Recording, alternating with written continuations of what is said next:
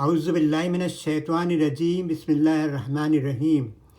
Indonesia, Malaysia, and Bangladesh, their combined population is 500 million people. It is a big market itself. Moreover, they are Muslim countries and have the same faith.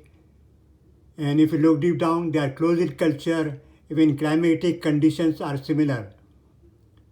Now comes to Indonesia. This country's GDP is over $1 trillion, which is the 20 best economics of the world. This is a big market. In recent years, business increases among these three countries, but still there is a lot of gap. There is very little economic connectivity among these three countries. If they take practical steps, this gap can be fulfilled. Not only in economics these countries can grow and cooperate each other, but in their other fields as well, such as environment, Myanmar refugee issues, and infrastructure. These countries can find many ground to work. Another area these countries can use their resources are African Muslim countries. It is also a big market.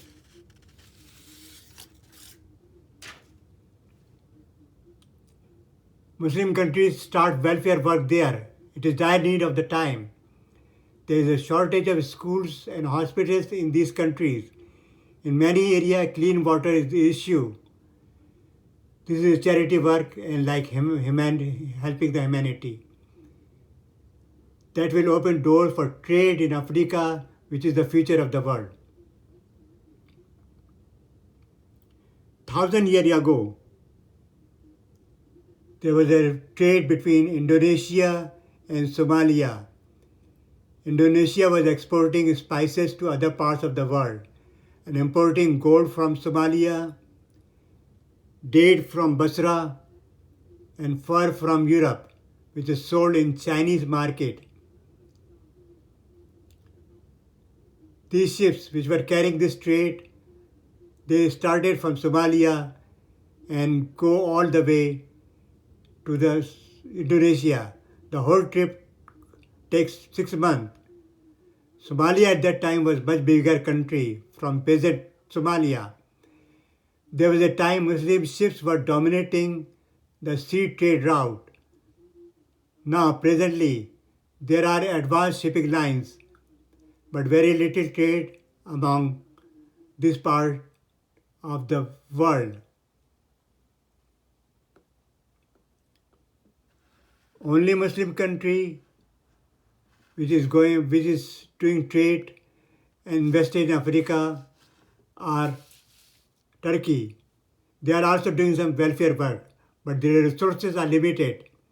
Even though Turkey is much advanced in other fields as well as drone technology, construction, shipbuilding, and automobile, but their economy is struggling still. However, they are advanced in other areas. They have a capacity to help other countries. Take advantage, in return you can export your resources.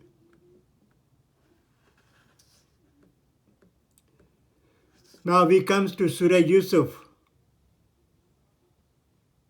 story. It has many dimensions. It is an ancient story but opening doors for future issues. Verse 7 in Quran mention there are signs in the story of Yusuf and his brother, those who ask questions. Quran invites us to think about this story. It won't happen overnight, but with patience, it opens new doors. In this story, throughout human behavior is reflected in Yusuf brothers, which is part of economics and prediction also mentioned in this story. Artificial intelligence focus on predictions.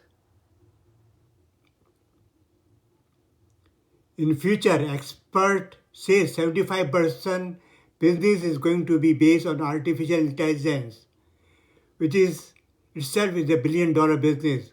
So economic connectivity is important. Thank you very much for watching this video.